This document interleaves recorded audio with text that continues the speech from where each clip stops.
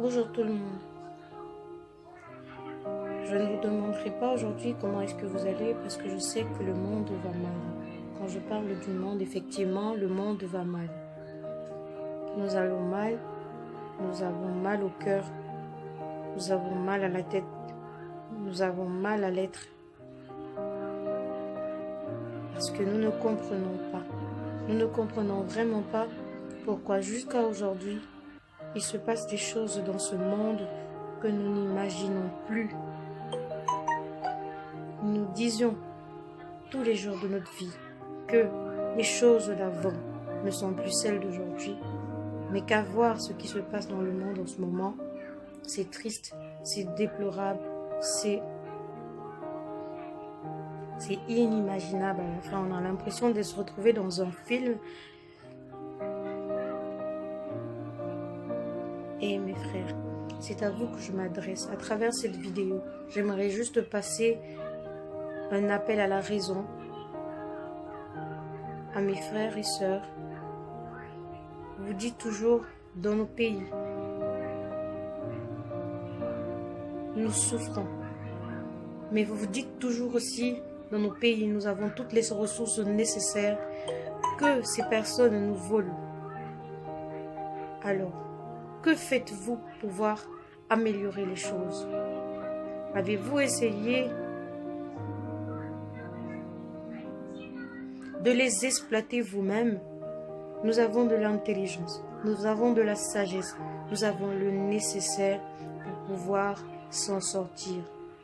Quand je dis le nécessaire, il nous manque peut-être des machines, il nous manque peut-être des usines, mais nous avons la main-d'œuvre qui manque à ces personnes. C'est pour ça qu'ils ont toujours besoin de nous. Toujours. Vous nous retrouverez toujours dans des équipes de football, dans leur société, dans leur foyer, en train de travailler.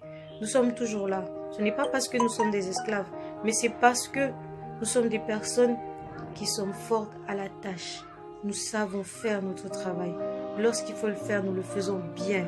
Mes frères et sœurs, vous allez dire que vous quittez vos pays pour une vie meilleure? Je n'en suis pas très sûre, car nous voyons aujourd'hui encore. J'ai vu des images choquantes, j'ai vu des vidéos choquantes, que je me pose la question de savoir, ne vous les avez pas vues? Vous aussi, ces images, n'avez-vous pas peur? Nous allons commencer par accuser les autres. Quand on voit aujourd'hui des Libyens qui sont en train de vendre leurs frères, car nous sommes tous des frères, nous sommes tous des frères africains, nous sommes des frères africains, nous sommes tous des frères noirs, que vous traitez comme des sapiens, que vous vendez comme des marchandises. Arrêtez, arrêtons ce massacre, arrêtez. L'esclavage s'est passé depuis des années et qu'on se disait aujourd'hui, ce n'est plus comme avant. Ne nous ramenez pas des idées en tête parce que nous sommes très forts en masse. Nous sommes très forts dans les réactions. Mais nos voix n'ont jamais porté nulle part. Car cette histoire, ce n'est pas aujourd'hui que ça se passe. Ce n'est pas aujourd'hui que les gens le savent. Ce n'est pas aujourd'hui que le gouvernement le sait. Aucune chaîne de télé n'a jamais parlé de ça. En Afrique, nulle part. Lorsque vous allez allumer des chaînes télé, vous allez voir des gens en train de regarder des séries télé, des gens en train de regarder des journaux à la con, des gens en train de regarder des débats qui n'ont pas de sens, au lieu de parler des choses importantes de la vie. Au lieu de parler des choses importantes qui se passent dans ce monde actuellement. Aucun gouvernement ne s'est assiégé, aucun gouvernement ne s'est rassemblé pour pouvoir trouver des solutions et réagir face aux problèmes. Ils sont tous assis chez eux, couchés sur leurs oreillers, ils s'en foutent éperdument de nous, ils se foutent complètement de nos gueules. Mais si le gouvernement ne réagit pas, si le gouvernement n'a jamais réagi, je ne pense pas que ce soit aujourd'hui qu'ils vont réagir. Ces personnes sont sans cœur, moi je le dis. Mettez-vous à leur place. Dites-vous que ce pourrait être vous, ça pourrait être vos enfants. Et si c'était vos enfants? Et si c'était vos frères? Et si c'était vos sœurs? Et si c'était vos parents? Qu'aurez-vous fait? Serez-vous restés assis à les regarder souffrir, à les regarder mourir, à les regarder se faire maltraiter, se faire tabasser, se faire humilier par des personnes qui sont censées être leurs frères? Nous sommes tous des êtres humains. Considérons ça avec un grand H, tout simplement. Ces personnes qui traitent les autres comme des chiffons, comme des serpillères, ils ne sont rien comparés à l'être suprême. Vous n'êtes juste que de la chair qui, après, pourrit lorsqu'elle meurt. Mais vous, mes frères, je vous appelle à l'ordre. Ne pensez-vous pas que vous êtes mieux chez vous, dans votre souffrance, parce que vous pouvez dormir chez vous le soir, tranquillement, vous avez un toit sous lequel dormir, vous pouvez dormir sur un lit, sur un matelas, vous êtes tranquille, vous êtes à l'aise, vous vous réveillez le matin, vous êtes libre de manger à toute heure vous voulez, vous êtes libre de boire de l'eau quand vous le désirez. Vous n'êtes pas forcé de partager, vous n'êtes pas forcé d'attendre. Si vous essayez une route, si vous allez dans des endroits inconnus, vous ne savez ce qui n'a ni queue ni tête, vous vous aventurez quand même à aller quelque part où vous ne savez même pas, vous savez au fond de vous que comme je m'en vais là, c'est où ça passe, où ça casse. Mais comment pouvez-vous penser à ce genre de choses et qu'aujourd'hui, nous nous levons tous, nous appelons à l'aide, nous élevons nos voix qui ne sont jamais écoutées à cause de vous, à cause de votre ignorance, à cause de votre inconscience, et qu'aujourd'hui nous subissons ces vidéos de vous, nos frères, qui souffrez dans des endroits qui ne sont pas censés être des endroits, des terres inconnues, qui ne sont pas censés être des terres de souffrance, qui sont censés être des terres accueillantes pour vous, qui sont leurs frères en même temps.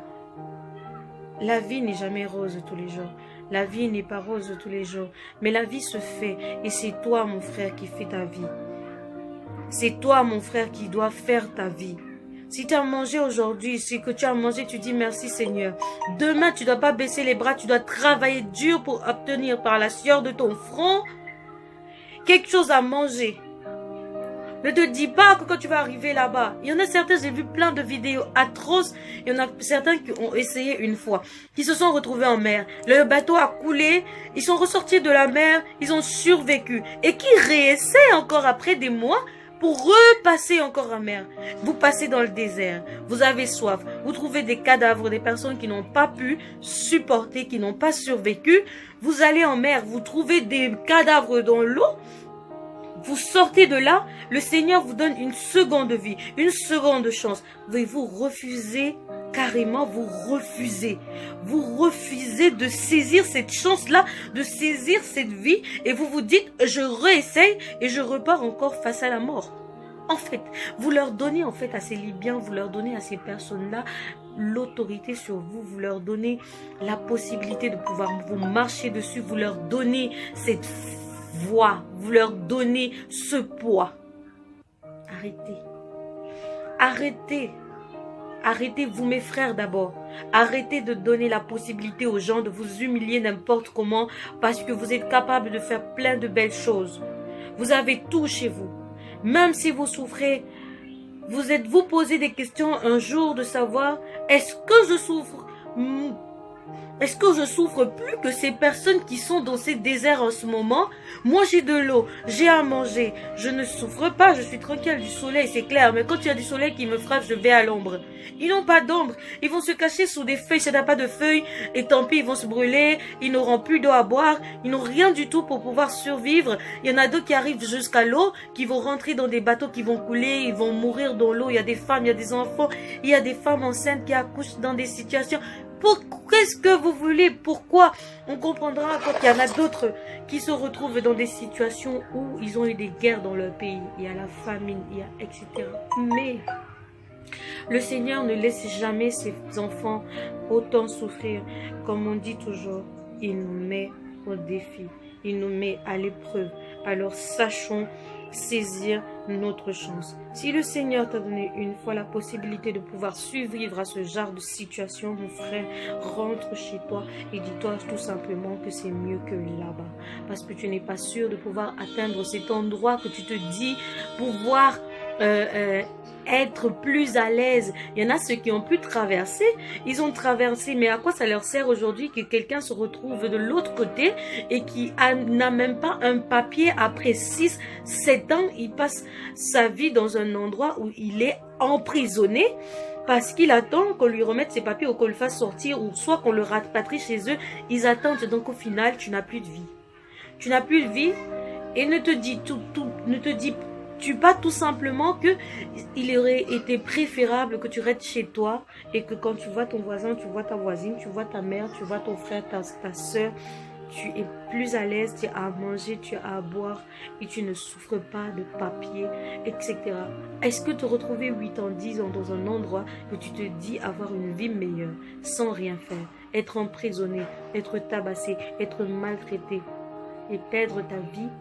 Penses-tu que c'était la meilleure solution à faire? Mon frère, ma soeur, réfléchissez avant de porter critique, avant de porter vraiment, avant d'accuser les autres, dites-vous tout simplement que vous êtes les premiers à leur donner cette main. Ces gens sont inhumains, ils n'ont pas de cœur, ils sont des personnes qui n'existent pas. Parce que quelqu'un qui ne se sent pas être, c'est une personne qui n'existe pas. Quelqu'un qui n'a pas peur de Dieu. Alors ne leur donnez plus cette facilité. Parce que grâce à vous, ils s'enrichissent, ils nourrissent leur famille. Et si vous